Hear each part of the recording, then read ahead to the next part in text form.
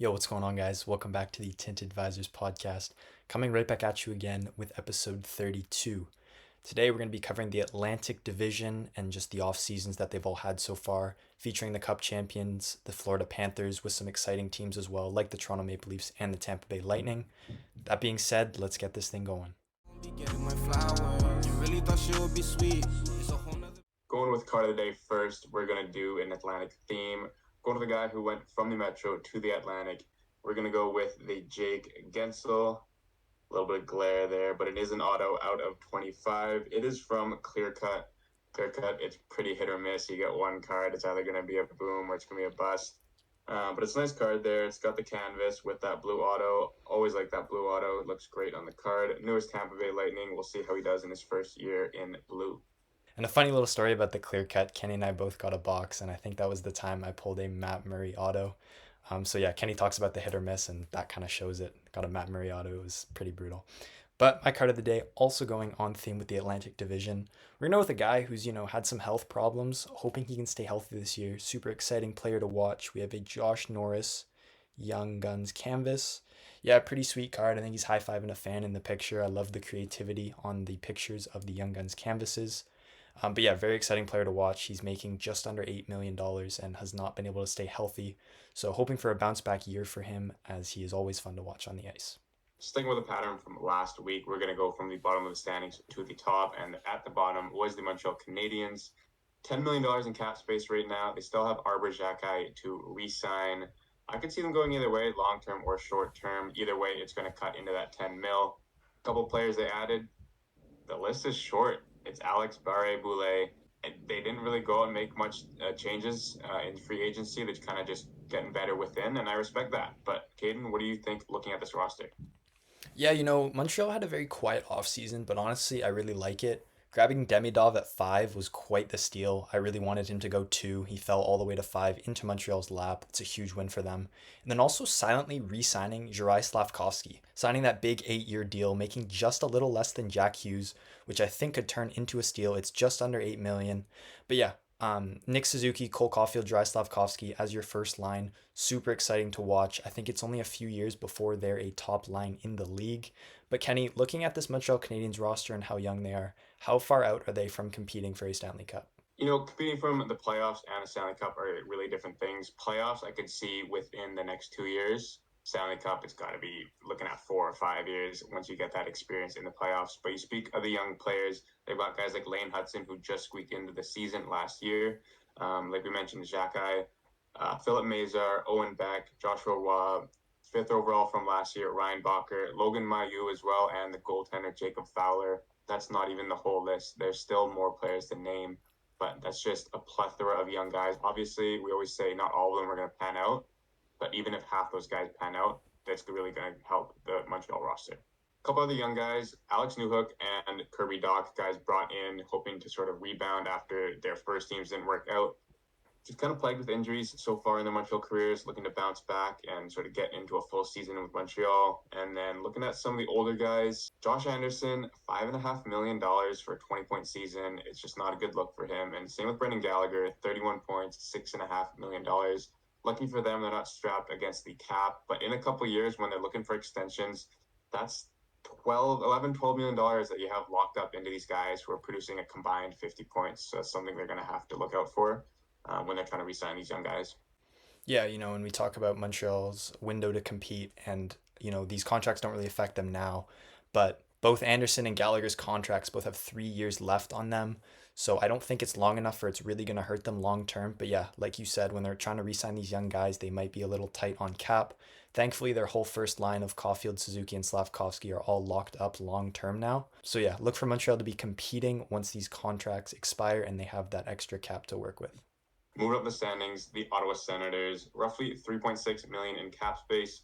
No one really left to sign, so they're good with that. We had them in the playoffs this year, Caden. What went wrong for this Ottawa roster? Yeah, it really felt like nothing went right for them, honestly. From their scheduling at the start of the season, they were so many games behind everybody else, and they also just weren't winning. So from the start, they were at the bottom of the standings, and it was just overall a tough year. Josh Norris couldn't stay healthy, and I think the biggest thing that hurt them was their goaltending. The Korpisalo signing did not work out as they planned, and the tandem of him and Forsberg was just mediocre at best at times. Really rough year from Korpisalo, but a tidy piece of work this offseason to get him off the books and bringing in, one of the biggest trade targets for goalies in Linus Ullmark from the Boston Bruins. I think he can really help them. They also brought in Travis Green as their head coach, which I don't love. He was a former Canucks head coach, and just the way he coached them, their in transition offense looked really bad under Travis Green. So hopefully Ottawa can, kind of stay away from that. But yeah, a lot of people are saying this rebuild is over, and I think it really depends on Linus Ullmark and his performance. Are the Sens going to get, that Vezina caliber Ullmark from this past season and the one before that, or are they going to see some regression as he's getting a little older? Only time will tell. He only has 1 year left on his deal. But yeah, he's going to be a key piece if Ottawa wants to make the playoffs this year. Yeah, you mentioned them bringing in Allmark. And it's a pretty top-heavy team. Got a lot of good forwards and a lot of good defensemen, but they round out that depth, bringing in David Perron, a proven winner as he won with the St. Louis Blues. Also bring in Michael Amadio, depth forward, and Nick Jensen in that Jacob Chikrin trade, a depth defenseman, really rounding out that roster. So on paper, it doesn't look too bad. Couple young guys in their prospect pool. Tyler Boucher, a former 10th overall pick. He's looking like a bust right now. Can't produce in the AHL. If you can't produce in the AHL, you're not going to produce in the NHL, that's for sure. You've also got Zach Ostachuk, former Vancouver Giant and member of Team Canada in the World Juniors, so there is some upside there. Jordan Donovan, a defensive prospect, and they drafted Yakimchuk this year in the draft, who looks to be a very solid defenseman. So overall, on paper, current roster and prospects, Ottawa doesn't look too bad. Like you said, Norris wasn't healthy, so they would like a bounce back from him. As well as Stützle, obviously 70 plus points this year. It's not bad, but he had 90 the year before that. So obviously you want to get back to that pace. That would really help the Ottawa playoff push. Kenny, what is your stance? Do you think the Sens make the playoffs this year? If not, when are they back playing hockey in May and June? This roster every year gives me hope, and every year it's just disappointment. I can see why fans think that they can make the playoffs this year. I'm not convinced. I think in 2 years they will be a playoff team. And again, like the Montreal Canadiens, it'll have to be 3 or 4 before they are a true cup contender. Just a lot of uncertainty in this roster for this year. So we'll have to see some players actually prove themselves before I believe that they can be a playoff team. Again, moving up the standings, it is the Buffalo Sabres next. We had them in the 3 seed in our preseason predictions.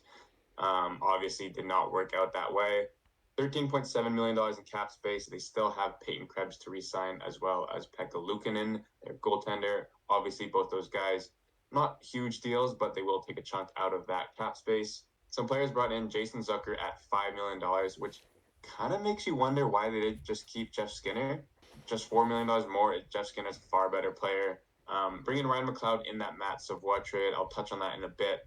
Sam Lafferty, solid depth forward, and then James Reimer, who can be a very accountable backup option. And like I said, they lost Jeff Skinner to a buyout who ended up going to Edmonton. But Caden, what is your first impressions of this new Buffalo roster?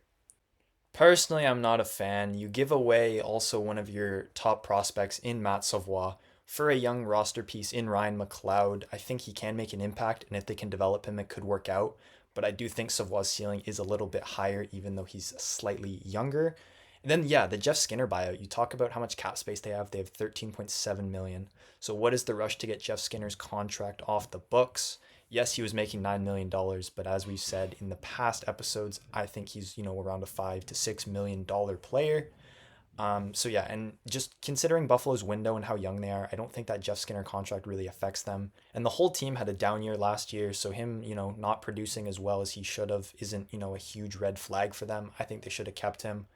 But yeah, this young Buffalo team still has a lot of talent, looking for a bounce back from Tage Thompson, and if everything goes right for them this year, I could see them, squeaking into a wild card spot. Yeah, you touch upon how young they are, and that Matt Savoie trade, you can't really blame them. You move out one of your many prospects and you bring an actual roster piece, but it's just hard to see a former top 10 pick go for as much as he did. You would expect maybe a second or even a couple picks in that trade.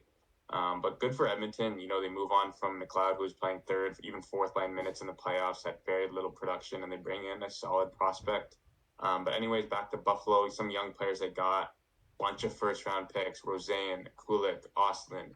Anton Wahlberg is also there, as well as Ryan Johnson, who was drafted about 5 years ago now. All those guys have some pretty good upside, but there's basically no roster spots for them to take. So it will be maybe looking like next year that they'll make it in the NHL. And yeah, we look at the goaltending between the pipes. Devin Levi last offseason was probably the most hyped up goalie prospect that we've seen in a while. And then we watched him, thrust it into the starting role and fall flat on his face. So this season they signed James Reimer. They have UPL. Kenny, what would you like to see them do with Devin Levi? Would you rather him, be in a tandem in the NHL, maybe a backup, or do you want to see him start in the AHL and get his feet wet? I think you throw him for preseason, obviously, get him as much starts as you can. But once the season comes down to it, I don't think they brought James Reimer in to be a third string goalie. I don't think that's where he is in his career. And I don't think he would have agreed to a contract if that's what they're going to promise him. So I do see Levi starting in the AHL and Buffalo running a Luukkonen and James Reimer tandem. But as soon as maybe halfway through the season, I could see them maybe switching that up, maybe moving James Reimer at the deadline, bringing Levi up full time. But with that being said, Caden, you just said you weren't sold on this roster. Are they going to be in the playoffs? And if not, when will they be? I think their ceiling is, a wild card. I don't want to say 3 seed again because maybe we cursed them last year. But yeah, the ceiling, I would say, wild card 1 this year. They could very easily fall flat on their face and miss the playoffs yet again. But I think they're close. I think they're just a couple pieces away. I would give them, 2-3 years, and I'd say they're a pretty solid playoff team. Up to fifth place in the Atlantic Division, we have the Detroit Red Wings. Very interesting season for them. Pretty consistent for the majority. Had that huge losing streak at near around 3/4 of the way through the season, and then made a big final push at the end. Almost made it. You have to think without that losing streak, they are a playoff lock, replacing Washington or maybe even bumping Tampa. But $20 million in cap space. Both Raymond and Seider are RFAs right now, so I would assume they cut into like 75% of that $20 million. Brought in Vladimir Tarasenko, second cup this past season. Tyler Mott, Eric Gustafson, and 2 goaltenders, Jack Campbell and Cam Talbot. Caden, what is this new Red Wings roster look like to you? Yeah, this Red Wings team was very close to the playoffs. I think they deserve to get in there. But yeah, I like the moves they made this offseason, bringing in a proven winner in Tarasenko. Getting Kane back as well, I think, was really big. This forward core is very deep, but they do need some guys to step up. I think JT Compher and Andrew Kopp need to both play up to their contracts. They're getting top 6 minutes. They need to start producing like top 6 forwards. But yeah, dumping Wallman, I wasn't a huge fan, giving up a second as well. But if everything goes right for this Red Wings team, I think they can be in the playoffs this next season. Yeah, looking at some young players on the team, you've got Simon Edvinsson, Wallander, Sandin Pellikka, Nate Danielson, Marco Kasper. I mean, the list just goes on. Sebastian Cossa is always also there. They drafted Branson Nygaard in I think it was 16th or 15th overall. Just a plethora of young guys. Not sure how many roster spots are going to be available to them. But looking at the defense, I think it's just really weak. As soon as you get past Seider, it's just nothing after nothing after nothing. Sherratt makes 4.75. Mata makes $3 million. Hall 3.4. That's a lot of money tied up into, 6th or 7th defenseman. And you mentioned that Jake Wallman trade. It makes no sense to me when you have other contracts that you needed to dump. So I think if they can go out and pick up a defenseman, or if Edvinsson can step in and really take on a big role, I think that would help them. But this defense is really lacking for me. That being said, Kenny, is this defense weak enough that they miss the playoffs again, or do you think they have enough firepower up front to make the playoffs this year? I don't see them outscoring their problems here. So I do see them missing out. You just look at some of the other top 6 D-cores in the Atlantic Division, and they're just far better than Detroit. Obviously they got Mo Seider, like I said, one of the best in the division. But after that, it's just not enough to make that team a playoff contender. How far are they from the playoffs then? How many years do you think? I mean, these contracts have terms, so not this year. I could see it happening next year, especially if guys like Edmondson, Wallander take a step forward, and then a cup contender 3-4 years from now. Moving on to the 4 seed, the team that claimed the first wildcard spot in the Eastern Conference, we have Kenny's Tampa Bay Lightning.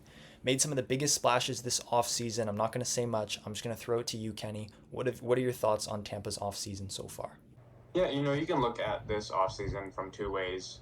The first way, from a fan's perspective, obviously it starts with bringing back Ryan McDonough.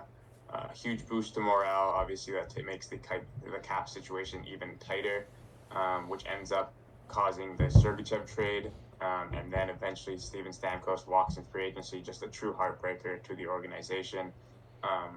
Two guys that meant so much to the organization. Obviously, Stamkos a lot more, just because he's been there for a lot longer. He's got so many records. But you can also look at it from a business perspective. They maintain competitiveness. They get younger, bringing in J.J. Moser, Connor Geekie. They also bring in Jake Gensel, one of the biggest fishes out in free agency. So he could really pair up well with Braden Point and Nikita Kucherov. But, the one thing with Stamkos, they offered him that reported $3 million deal. You have a guy like Connor Sheary on your roster. I have, a hard time not believing that they could easily package a pick with him to move on from that contract. That's $2 million freed up. You add that to the three they offered Stamkos, it's a $5 million deal. That's what he wanted. Then you can get, a piece like Cam Atkinson at league minimum or whatever he's at. You got two roster pieces for just under $6 million rather than Connor Sheary and Stamkos for just under $6 million. So that's my opinion on the Stamkos situation. I think they could have worked a lot harder to get rid of that Sheary contract and given that money to Steven Stamkos. You talk about that contract that Tampa offered, the 8 years at $3 million AAV. It's pretty disrespectful to one of the greatest players in your franchise's history. And, just like you talk about, you look at what Tampa could have done. It doesn't seem like they did everything in their power to keep Stamkos. It seems like they were fine letting him walk. I think that's going to impact them not only on the ice, but also in the dressing room. Losing your captain is not easy.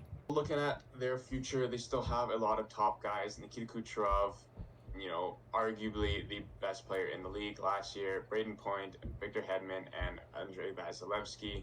Obviously, Vazzy needs to have a bounce-back season coming off that surgery last year. Just never really got his footing.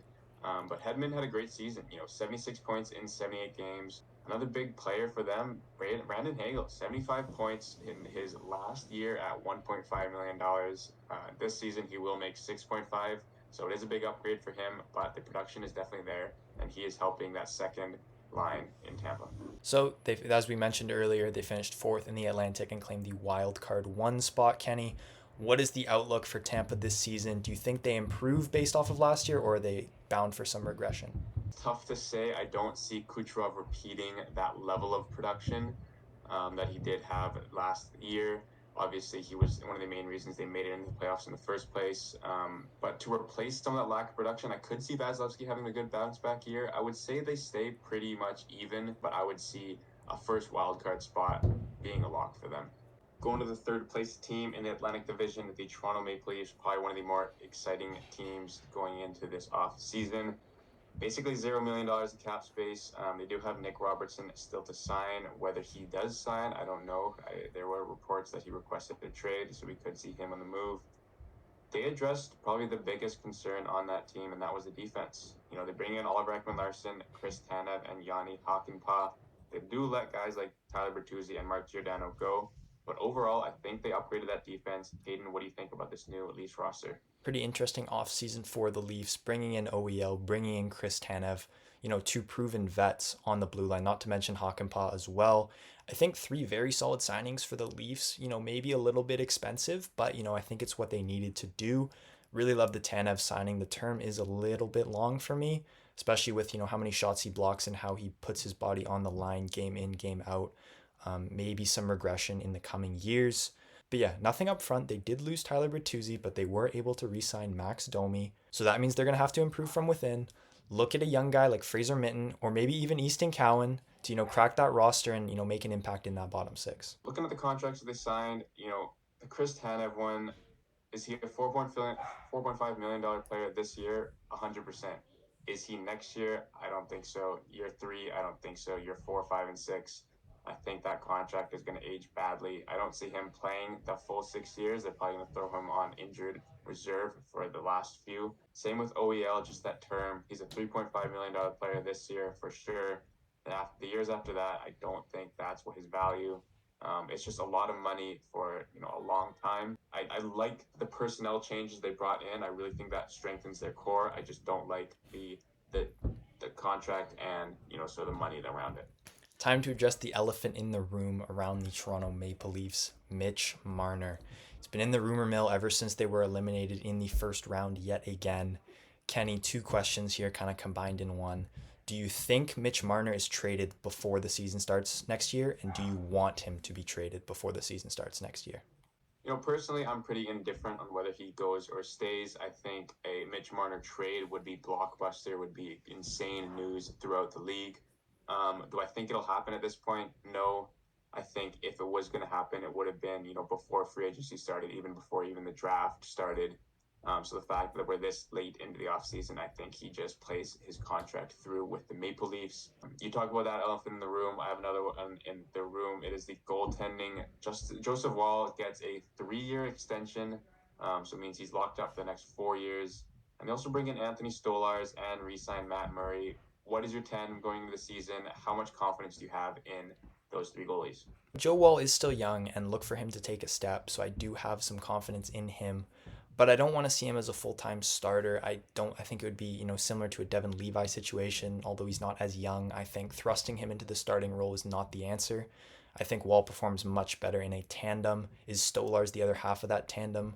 Who knows? And then, like you mentioned, Matt Murray. I think he'd start the year as that third string goalie, still, bouncing back from that injury. Going to be interesting, though. Like I said, Joe Wall is young, so look for him to take a step and backstop this Leafs team out of the first round. Yeah, as a 50-50 split, I think that goaltending tandem can really work out.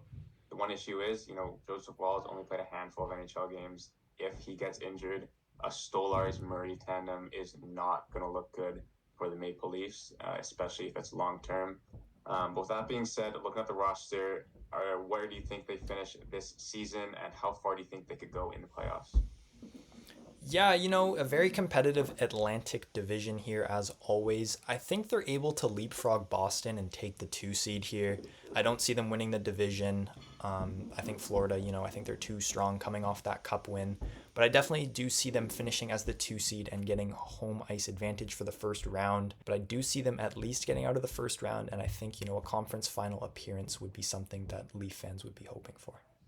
I'm going to disagree. Might be a little bit of a hot take, but I do think the Atlantic is the Leafs to lose. With just how the other teams have gone this offseason, Tampa, I think, got a little worse. Florida definitely got worse. Boston, about the same. And Toronto, I think, is the only team that really came out positive this offseason. So I do see them taking the number 1 seed. Matches them up with a 4 seed, so I could see them getting out of the first round easily. After that, it is, up in the air. We haven't seen them perform well in the second round for a long time. Number 2 in the Atlantic is the Boston Bruins, eliminated in the second round this year to the number 1 seed, Florida Panthers. They got $8.6 million in cap space. I have to assume that whole amount goes to Jeremy Swayman, as he is currently a restricted free agent. But anyway, they bring in Korpisalo to be his backup in that Allmark trade. Nikita Zadorov is also brought in to round out that top 4, and Elias Lindholm to be the new number 1 center in Boston. Caden, looking at this roster, what are your thoughts? Yeah, a couple big splashes from the Bruins and, a couple former Canucks in there in Zadorov and Lindholm. And I do love that fit. They needed a center. They get Lindholm, who, has spent time as a number 1 center with Calgary. I love the fit alongside Pasternak. I think if he can get back to that 40-goal form we saw with him with the Flames just a few seasons ago, I think this could work. And then the Zadorov, you're paying him as a top 4 defenseman. And besides the playoffs, he didn't play like a top 4 defenseman. So these are 2 massive signings. And, they're what the Bruins needed. I don't know if they necessarily needed Zadorov.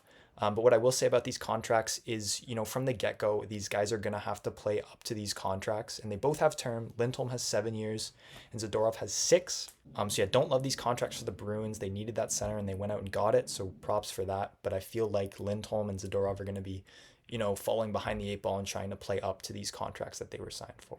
Yeah, I agree. I don't like the term. But at the end of the day, I think their window is 1 or 2 more years. So after those 2 years are up, they're just going to deal with the contracts like any other rebuilding team. But, you have a really good mix of guys in their prime, your Pasternak, your McAvoy, your Swayman, on top of guys on their ELCs. You look at Mason Lohrei, who took a big step in these playoffs. Matthew Poitras. You got Lysell. I'm not sure if he makes it into the roster this year. You also have John Beecher. Those guys are all on under $1 million contracts. That is really going to help contending teams. when you pair that with, your big time contracts like your Pasternaks, like your McAvoys. So I think this window, 1 to 2 more years, before you even ask, I'm going to say they're going to finish. I could see them finishing second again in the Atlantic. And like I said, this is their last real chance of going deep in the playoffs. Caden, you've got Florida in your 1, Toronto possibly in your 2. Where do you see Boston finishing the season?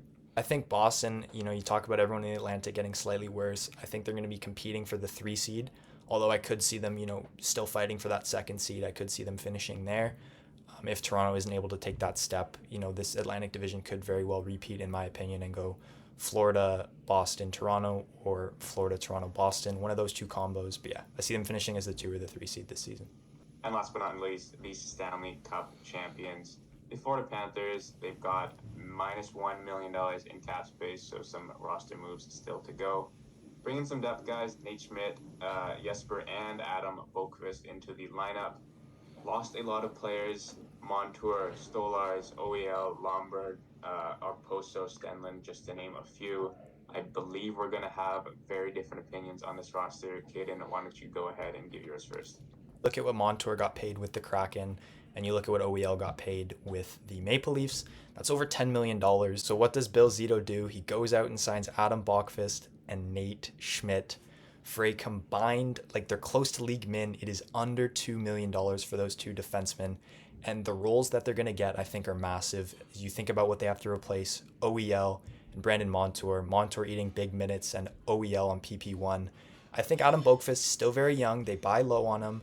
I think if he gets that PP1 time, I think he can really develop. And I think I don't think they'll match Montour and OEL's production, but I think they get a very good bargain for a very low price. So that being said, I do think this team coming off a Stanley Cup, I think they're able to repeat as the 1 seed and, go on another run again. I won't say back-to-back, but I do think they can go on another playoff run this season.